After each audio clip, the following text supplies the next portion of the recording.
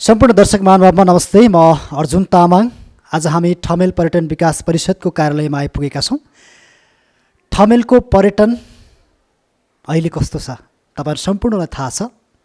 देशभरिको पर्यटन मात्रै नभएर अन्तर्राष्ट्रिय बजारमा पर्यटन बजार शून्य अवस्थामा झरेको छ र नेपालको मुख्य पर्यटकीय गन्तव्य पर्यटकीय सहर ठमेल नघुमेका पर्यटकहरू कमै हुन्छन्। वास्तवमा अहिले ठमेलको अवस्था कस्तो छ र ठमेलसँग सरोकार राख्ने ठमेल पर्यटन विकास परिषदले के गरिरहेको छ, यावत कुराहरू त आइसकेको छ। तथापि घरबेटी र व्यवसायी बीचको 50% भाडा छुट दिने विषय कहाँ पुग्यो लगायतका विषयवस्तुमा आज हामी कुराकानी गर्नेछौँ। यसका लागि ठमेल पर्यटन विकास परिषदका उपाध्यक्ष, यसै गरी कोभिड-19 पर्यटन व्यवसायी विपद समन्वय समितिका संयोजक भविश्वर शर्मासँग कुराकानी गर्नेछौँ। तपाईँलाई कार्यक्रममा स्वागत छ। धन्यवाद। जस्तो अहिले ठमेलमा बसेका पर्यटन व्यवसायी र घरवालाहरू घरधनीहरू बिचको यो भाडामा 50% छुट दिने यो तपाईँहरूको एक्सर्साइज कहाँ पुग्यो? जब यो कोभिड-19ले पर्यटन क्षेत्रमा जुन खालको एउटा समस्या सिर्जना गर्यो र यो चाहिँ नेपालको लागि मात्रै नभएर संसारभरि नै पर्यटन क्षेत्रमा परेको प्रभाव हो यो। र त्यसबाट हामी नेपालीहरू र हाम्रो ठमेल पनि अछुतो रहन सकेन। त्यस पश्चात कोरोना महामारीको प्रकोप जब फैलिँदै गयो र नेपालमा लकडाउन नेपाल सरकारले घोषणा गर्यो र त्यो लकडाउन भइसकेपछि नेपालमा विशेष गरी पर्यटन क्षेत्रमा र अझ विशेष गरी ठमेल क्षेत्रमा परेको प्रभावको बारेमा हामीले नजिकबाट निहालेर हेऱ्यौँ र यहाँका घरधनी तथा व्यवसायीज्यूहरूले यसलाई कसरी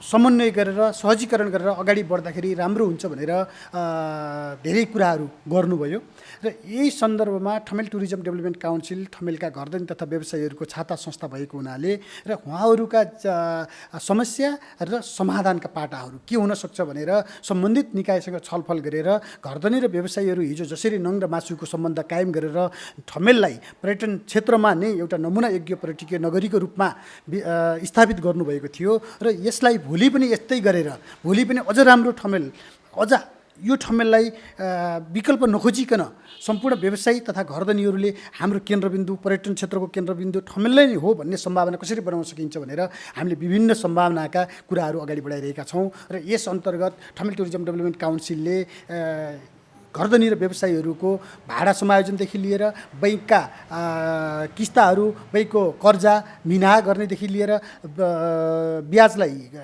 घटाउनेदेखि लिएर विद्युत प्राधिकरणका डिमान्ड शुल्कहरू घटाउनेदेखि लिएर विभिन्न अहिलेको यो अवस्थासँग जोडिएका समस्याहरूलाई समाधान गर्नको लागि एउटा समिति गठन गरेका छौँ र यो समितिले काम गर्दै जाँदाखेरि ठमेल क्षेत्रका मात्रै समस्या नभएर पर्यटन क्षेत्रसँग जोडिएको समग्र ठमेल लगायतका पर्यटकीय नगरीहरूका समस्याहरू समाधान कसरी गर्न सकिन्छ, तिनीहरूलाई कसरी चाहिँ हामीले सहजीकरण गर्न सकिन्छ भनेर अरू संस्थाहरूसँग पनि हामीले छलफल गऱ्यौँ र आजको दिनसम्म आइपुग्दाखेरि हामीसँग करिब 28वटा संस्थाहरूको एकबद्धता छ र उहाँहरूले यो समस्याहरूलाई साझा समस्या बनाउनु भएको छ र यो ठमेलमा मात्रै नभएर ठमेल लगायतका पर्यटकीय नगरीहरूमा यी समस्याहरूलाई समाधान गर्नको लागि हामीले विभिन्न कार्यक्रम विभिन्न अन्तर्क्रिया गर्दै आइरहेका छौँ र आजको दिनसम्म आउँदाखेरि 50% भाडा जब यो हामी चाहिँ COVID-19 tourism business disaster coordination committee गठन गऱ्यौँ, त्यो समिति गठन गरिसकेपछि विभिन्न चरणमा छलफल गर्दै जाँदाखेरि र आजको अवस्थासम्म आइपुग्दाखेरि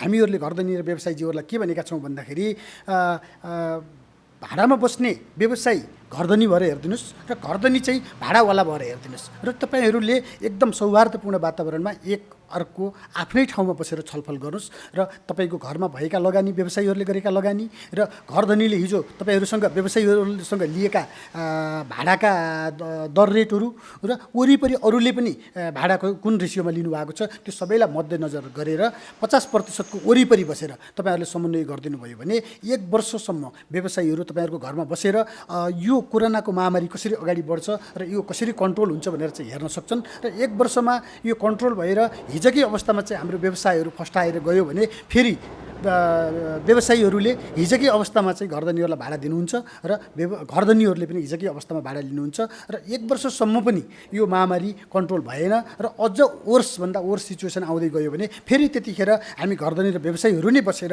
कसरी समन्वय गर्न सकिन्छ, कसरी एकअर्कालाई सहयोग गर्न सकिन्छ र के गरेर अगाडि बढ्दाखेरि त्यो ठाउँबाट व्यवसाय पनि विस्थापित हुँदैन र घरधनीलाई पनि अप्ठ्यारो पर्दैन। किनभने तपाईँहरूलाई थाहा नै छ, घरधनीहरूले सारा संरचनाहरू बनाइदिनु भएको छ। घरधनीहरूले संरचना बनाएको हुनाले नै व्यवसायीहरू ठमेलमा आएर व्यवसाय गर्ने अवसर पाएको हो। त्यो कारणले गर्दाखेरि घरधनी आज व्यवसायीहरूका गार्जेन हुन् र गार्जेनले आफ्नो परिवारमा कुनै पनि समस्या आउँदाखेरि त्यसलाई सहजीकरण गर्ने, त्यसलाई व्यवस्थापन गर्ने र त्यसबाट माथि उठेर अझ राम्रो ठमेलको चाहिँ पर्यटन क्षेत्र चलायमान बनाउनको लागि ठुलो भूमिका हुन्छ भन्ने कुराहरू हामीले बुझेका छौँ र त्यो घरधनीहरूले पनि बुझ्नु भएको छ। त्यसले गर्दाखेरि आजको दिनसम्म आउँदा धेरै घरधनी र व्यवसायीहरूले हामी 50% को वरिपरि बसेर हामी एक आपसमै सहमति गऱ्यौँ र तपाईँहरूलाई धन्यवाद भनेका पनि धेरै घटनाहरू छन् हामीसँग भने। अब एकाध घरधनीहरूले होइन यो परिस्थितिमा हिजो व्यवसायीले कमाउँदाखेरि हामीलाई के बढी भाडा दिनुभएको थियो र हामीले आजको अवस्थामा दिने भनेर त्यस्ता खालका कुराहरू पनि गर्नुभएको छ। स्वाभाविक रूपमा हो, हिजो व्यवसायीहरूले कमाउनु भयो र हिजो व्यवसायीहरूले कमाएकै कारणले गर्दाखेरि आजभन्दा 10 वर्ष अगाडि ठमेलको घरको भाडा कति थियो र आज कति भएको छ। त्यो व्यवसायीले कमाएको हुनाले व्यवसायीले ठमेल क्षेत्रमा नै लगानी गर्नुभयो। ठमेल क्षेत्रमा नै लगानी गरेको हुनाले व्यवसायहरू एक्सपान्ड हुँदै गए, ठमेलको भ्यालु बढ्दै गयो, घरको भ्यालु बढ्दै गयो, खाली जग्गाहरूमा चाहिँ भवनहरू बन्दै गए र त्यही अनुसार नै त आज घरधनीहरूले भाडा लिनुभएको छ। त्यो कारणले गर्दाखेरि यो चाहिँ व्यवसायीले मात्र कमाएको होइन कि त्यही रेसियोमा घरधनीहरूले पनि कमाउनु भएको छ, त्यही रेसियोमा घरधनीहरूले पनि भाडा पाउनु भएको छ र हामीले एकअर्कालाई आक्षेप लगाएर होइन, एकअर्कालाई प्रतिशोध गरेर होइन, एकअर्कालाई आरोप लगाएर होइन, आजको यो कठोर परिस्थितिमा घरधनी र व्यवसायीहरू हातमा हात काँधमा काँध मिलाएर नङ र मासुको सम्बन्ध बनाएर यो कोरोना महामारीसँग कसरी लड्ने र भोलि यस पश्चात ठमेललाई कसरी पर्यटन क्षेत्र र ठमेलको अर्थतन्त्रलाई चलायमान गराउने र फेरि हामी पहिलाको अवस्थाभन्दा अझ राम्रो सम्भावना बोकेर ठमेललाई कसरी अगाडि बढाउने भन्ने कुराहरूमा अगाडि बढ्नुपर्छ भनेर हामीले यो अभियान चलाएका छौँ। र अब एउटा संस्थाले कुनै पनि घरधनीसँग सम्झौता गर्ने भन्ने कुराहरू हुँदैन। जस्तै सामाजिक सञ्जालहरूले कतिले चाहिँ ठमेल टुरिज्म डेभलपमेन्ट काउन्सिल अथवा कोभिड-19 टुरिज्म बिजनेस डिजास्टर कोअर्डिनेसन कमिटीसँग सम्झौता भयो भनेर न्युजहरू निकाल्नु भएको छ। किनभने कुनै पनि संस्थाले कुनै पनि कानुनको पालना नगरी त्यसरी सम्झौता गर्न मिल्दैन र हामी सम्झौता गरेका पनि छैनौँ। हामीले घरधनी र व्यवसायीहरूलाई कसरी सहजीकरण गर्न सक्छौँ, तपाईँहरू कसरी मिल्न सक्नुहुन्छ भनेर मिल्ने आधारहरू सिर्जना गरेका छौँ। भनेपछि अहिले सम्झौता भन्दा पनि यो परिस्थितिमा कसरी समन्वय गर्ने भन्ने विषयवस्तुमा तपाईँहरू प्रयासरत हुनुहुन्छ घरबेटीसँग? पक्का हो, हामीले अहिले कसरी समन्वय गरेर घरधनी र व्यवसायीहरूलाई विन विन सिचुएसनमा लैजान सकिन्छ र एक अर्काले अहिलेको परिस्थितिलाई अध्ययन गरेर मध्यनजर गरेर यसबाट चाहिँ कसरी दुवैले फाइदा लिन सक्ने, दुवैले जित्न सक्ने गरी अगाडि बढ्न सकिन्छ भन्ने सम्भावनाहरू हामीले खोजी गरेका छौँ। खोजी गरेर तिनीहरूलाई अन्तर्क्रिया गराएका छौँ घरधनीसँग व्यवसायीसँग र उहाँहरूले पनि त्यही अनुसार घरधनी र व्यवसायी हामी पटक पटक अनुरोध गरेका छौँ। तपाईँहरू एक अर्का जो घरमा जो व्यवसायी बस्नुहुन्छ र जुन व्यवसायीको जो घरधनी हुनुहुन्छ, तपाईँहरू दुईजना एकै ठाउँ बस्नुहोस्, छलफल गर्नुहोस्। एकअर्काको आर्थिक अवस्था तपाईँहरूलाई थाहा हुन्छ, तपाईँहरूले धेरै नजिकबाट आफ्ना चाहिँ भित्रका कुराहरू राख्नुहोस् र तपाईँहरूले फेरि सहकार्य गरेर फेरि एकता गरेर फेरि तपाईँहरू एज अ अभिभावक र एउटा परिवार भएर चाहिँ अगाडि बढ्नुहोस्, जसले गर्दाखेरि ठमेलको वातावरण बिग्रिँदैन। र यदि त्यो वातावरण सिर्जना हुन सकेन र घरधनी पनि आफ्नै अडानमा बस्ने र व्यवसायीले पनि घरधनीले भाडा घटाउनु भएन, अब म ठमेलमा बस्न सक्दिनँ भनेर ठमेलबाट आफ्ना व्यवसायहरू बन्द गर्दै अथवा सामानहरू प्याक गर्दै हिँड्ने अवस्था बन्यो भने जस्तो मैले तपाईँलाई यहाँ रोकेँ, जस्तो अहिलेसम्म 270 सटर खाली भयो भन्ने खालको अपुष्ट समाचार पनि आएको छ।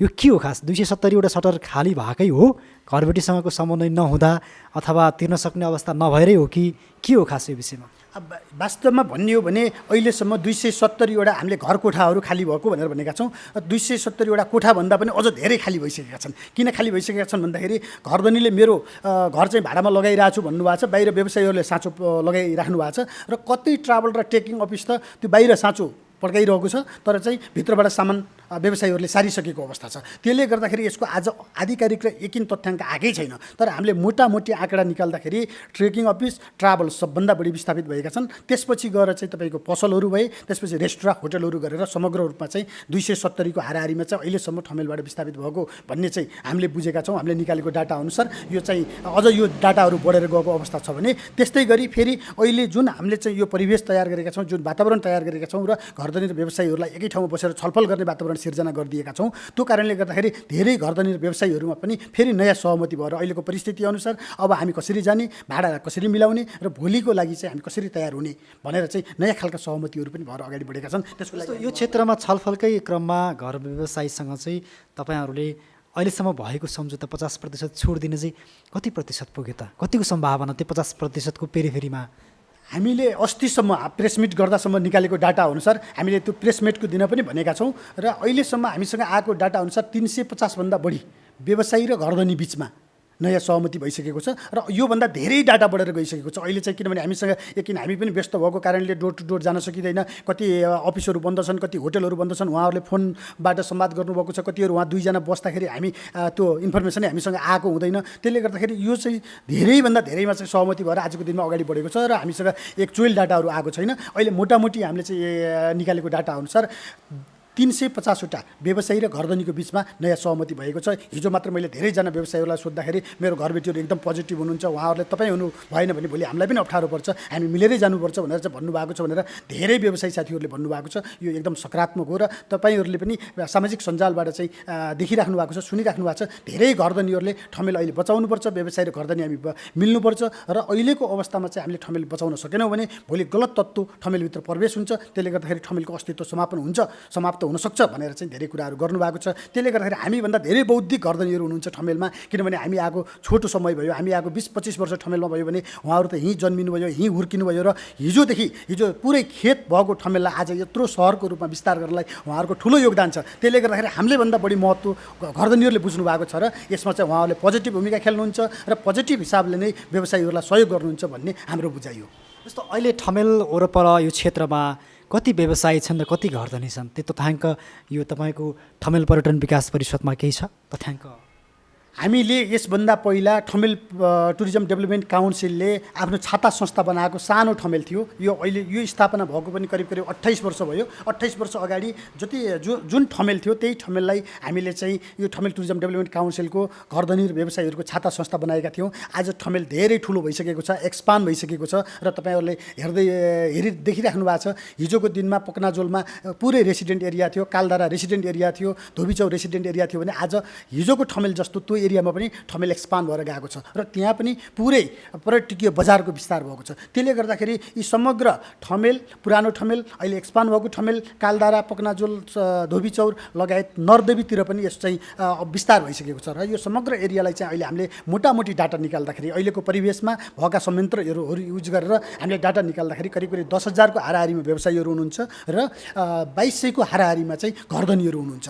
त्यसले गर्दाखेरि ती घरधनी र ती व्यवसायीलाई पर्यटन क्षेत्रमै बचाइराख्नको लागि, पर्यटन क्षेत्रकै घरधनी र व्यवसायी बनाउनको लागि हामीले कसरी सहज र सरल भूमिका बनाउन सक्छौँ, खेल्न सक्छौँ भनेर हामी चाहिँ यो पहल गरिरहेका छौँ।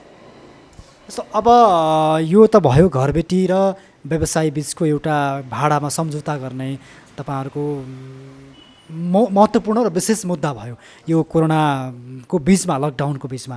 जस्तो अब त्यो बाहेक जस्तो बत्तीको समस्या होला, टेलिफोनको समस्या होला, इन्टरनेटको समस्या होला, मतलब तपाईँले बुझाउनु पर्ने महसुलको विषयमा चाहिँ के छ, कसरी अगाडि बढिराख्नु भएको छ?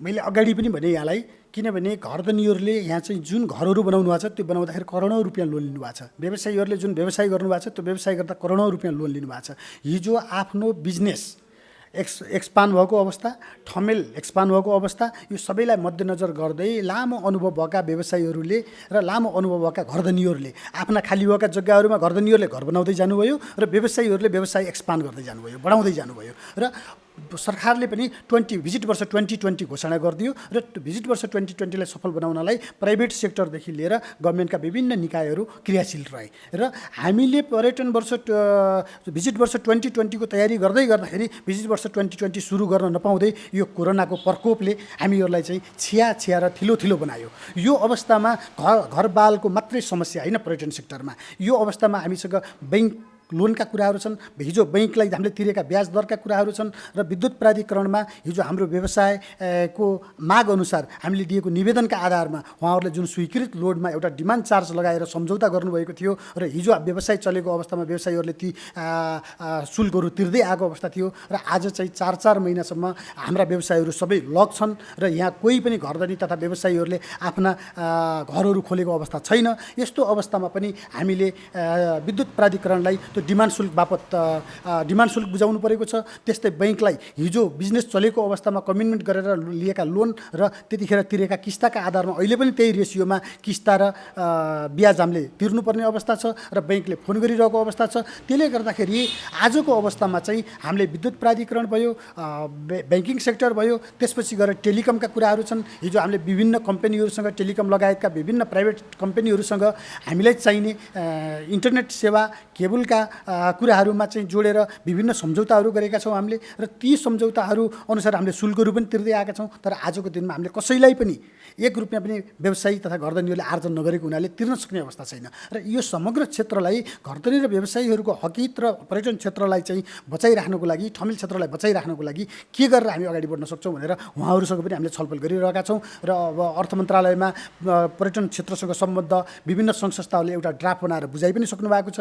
उहाँहरूले त्यसलाई कसरी कार्यान्वयन गर्नुहुन्छ त्यसको पर्खाइमा हामी छौँ होइन। उहाँहरूले कसरी त्यसलाई नीति तथा कार्यक्रम त्यो मौद्रिक नीति बनाएर लिएर आउनुहुन्छ त्यसको पर्खाइमा हामी छौँ भने विद्युत प्राधिकरण, विद्युत नियमन आयोग, जलस्रोत तथा ऊर्जा मन्त्रालयमा पनि हामीले यो डिमान्ड शुल्कदेखि लिएर अहिले जुन महँगो शुल्कमा हामीले विद्युत प्रयोग गरिरहेका छौँ। आजको दिनमा नेपालमा उत्पादन भएको विद्युत नेपालमा खपत हुन नसक्ने अवस्था भइरहेको छ र यस्तो अवस्थामा पनि एकातिर हाम्रो उत्पादन खेर गइरहेको छ भने अर्कोतिर हामीले हाम्रै पर्यटन क्षेत्र लगायतका विभिन्न उद्योगहरू चाहिँ महँगो शुल्कमा विद्युत दिइरहेका छौँ र यसलाई चाहिँ अझ व्यवसायीहरूलाई चाहिँ प्रोत्साहन गर्नको लागि विद्युत प्राधिकरणले पनि ती शुल्कहरू घटाउनुपर्छ र डिमान्ड शुल्कलाई 0 गर्नुपर्छ र भोलिको दिनमा फेरि व्यवसाय उठेको अवस्थामा, व्यवसाय चलायमान भएको अवस्थामा चाहिँ व्यवसायीहरूले पनि हामीले यो गर्न सक्छौँ भन्ने अवस्थामा हिजोको दिनमा राज्यलाई जसरी पर्यटन क्षेत्रले वफादार भएर एउटा चाहिँ रोजगारी सिर्जना गर्नदेखि लिएर राजस्व सङ्कलन गर्नसम्म जुन योगदान पुर्याएको थियो र भोलिका दिनमा पनि हामीहरूले त्यसरी नै पुर्याउनेछौँ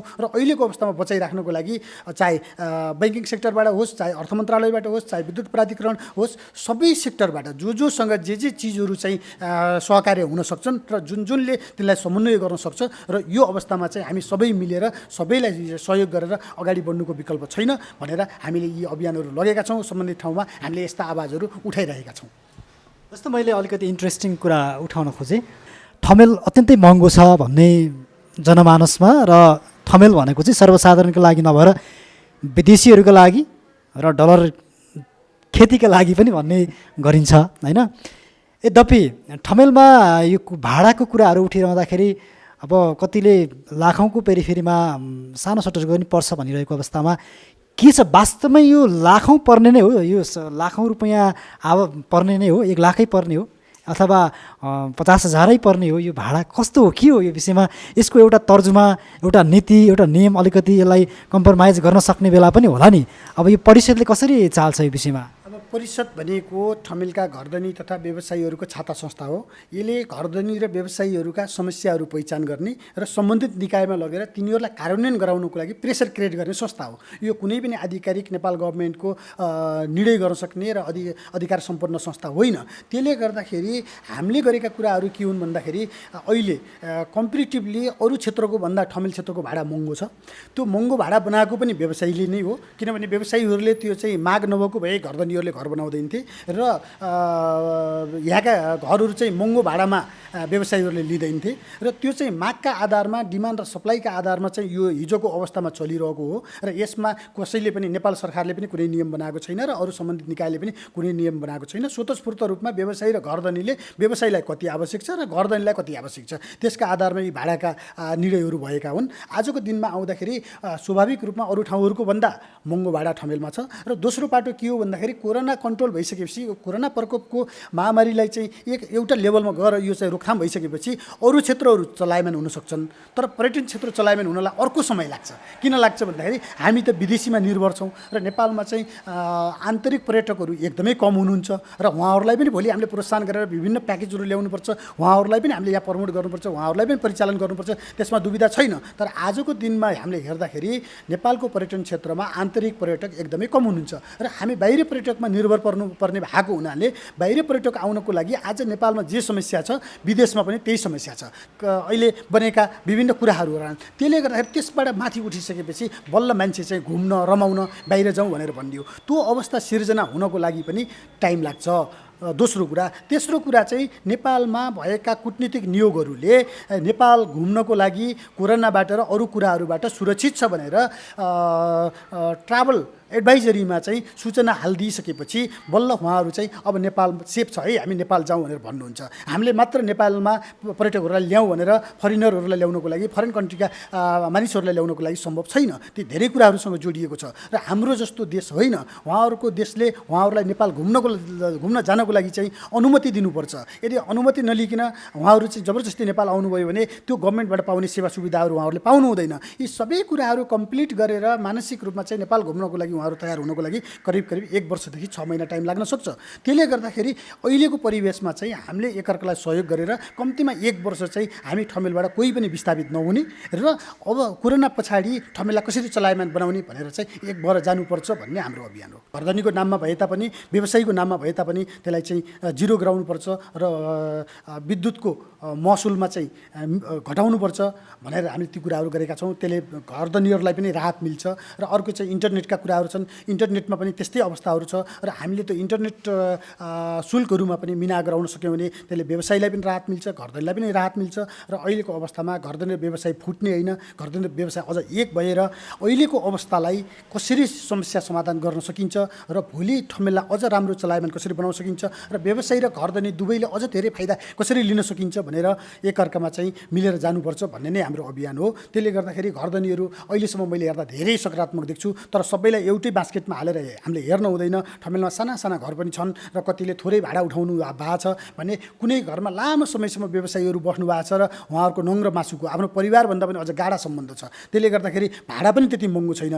त्यस्तो अवस्थामा चाहिँ उहाँहरू एकअर्कामा बसेर सहमति गरेर सहकार्य गरेर एकअर्काका समस्याहरूलाई चाहिँ ओपनली राखेर छलफल गरेर फेरि अगाडि बढ्नुहोस् र हाम्रो चाहना भनेको हामीले यस्तो गर्नुहोस् उस्तो गर्नुहोस् भनेर अनिवार्य रूपमा कार्यान्वयन गराउन मिल्दैन। हामीले अनुरोधै गर्ने हो, आह्वानै गर्ने हो र तपाईँहरू मिलेर जानुहोस्। मिलेर जानु भएन भने भोलिको अवस्था के हुनसक्छ भन्दाखेरि अहिले ठुल्ठुलो होटेलहरूमा विशेष गरी होटेल रेस्टुरेन्ट र ठुल्ठुलो लगानी गर्ने व्यवसायमा घरधनीले भाडा पनि छुट्न दिने र व्यवसायीले घरधनीले भनेअनुसार भाडा पनि तिर्न नसक्ने, त्यस पछाडि उहाँहरूको झगडा हुन सुरु गर्छ। झगडा भइसकेपछि व्यवसायीले आफ्नो व्यवसाय बन्द गरेर जाँदाखेरि भोलि कानुनी लफडाहरूमा जान सक्ने सम्भावनाहरू देखिन्छ।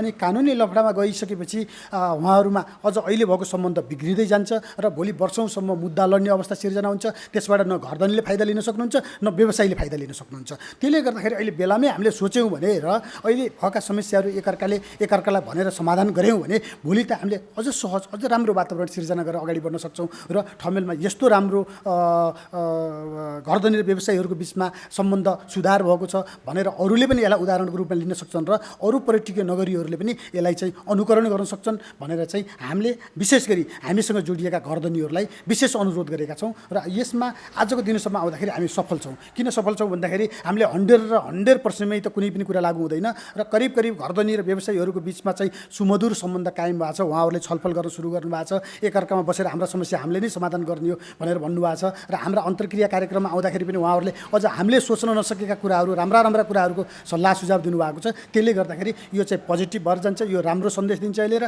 भोलि ठमेललाई अझ राम्रो बनाउनको लागि घरधनी व्यवसायीहरू एक भएर अगाडि बढ्नुहुन्छ भन्ने नै हाम्रो चाहिँ अहिलेको बुझाइ हो। अब हामी अन्तमा तपाईँलाई मैले सोध्न छुटेका विषयवस्तु र तपाईँले भन्नै पर्ने विषयवस्तु छ भने यो ठमेल विकास परिषदको तर्फबाट राखिदिनुले म अनुरोध गर्न चाहन्छु। विशेष गरी हरेक कुराको सम्बन्धित निकायसँग पुर्याउने र त्यसलाई चाहिँ सुमधुर सम्बन्ध कायम गर्ने ठुलो दायित्व मिडियाकर्मीहरूको हुन्छ।